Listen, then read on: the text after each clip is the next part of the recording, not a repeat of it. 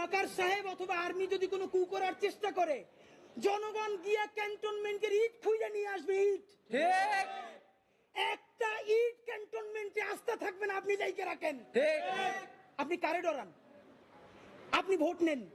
Minimum 100 রিক্সাওয়ালার সাথে কথা বলেছি গতকাল পর্যন্ত, প্রত্যেকে বলে এই উপদেষ্টাদেরকে তারা বিশ্বাস করে না, কিন্তু ইনুস বেড়া ভালো। এর মানে সারা বাংলাদেশের জুলাই যোদ্ধারা, জুলাইয়ের পক্ষের শক্তিরা আপনার মুখটা দেখা এখন পর্যন্ত এই সরকারের একটা হাত ধরে রাখছে।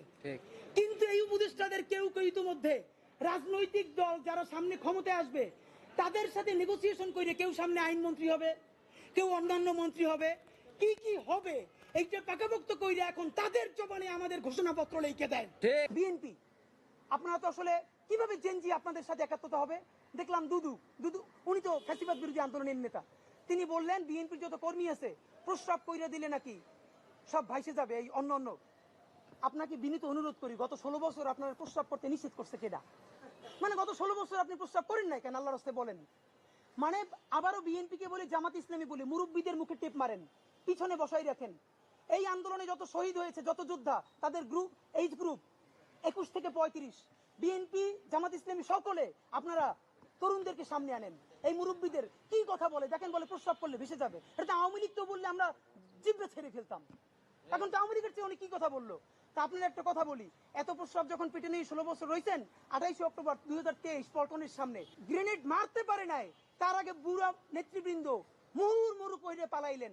আমরা বিএনপির কর্মী না, তবু 1 ঘন্টা সেখানে স্টেজের সামনে দাঁড়াইছিলাম, কোন একজন মাঝারি মানের নেতাও আসে কিনা আমরা প্রতিরোধ গড়ে তুলবো, একজনও পারেন নাই। যত লাখ লোক আসছে, প্রস্রাব করলে তো আওয়ামী লীগ ভাইসে যাবে, তখন প্রস্রাব চাইবে কোথায় রাখছেন? মাথায় উঠেই রাখছেন। ফাইজলামি কথাবার্তা বলেন।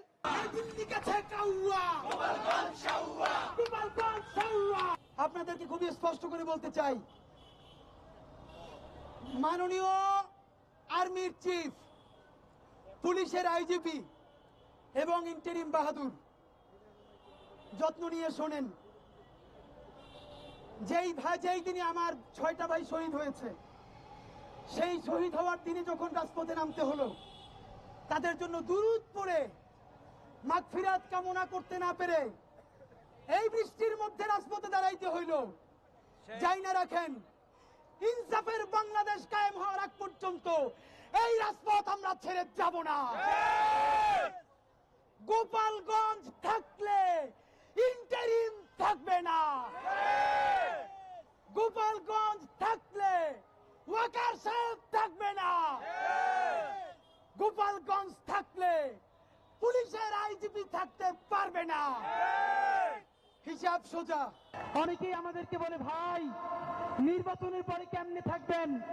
আপনাদেরকে একটা কথা বলি, যাদেরকে আপনারা বড় মাস্তান মনে করেন, এই মাস্তানেরা যদি মাস্তানি হইতো, এই মাস্তানেরা মাস্তানি কইরা হাসিনারে পতন করতে পারতো।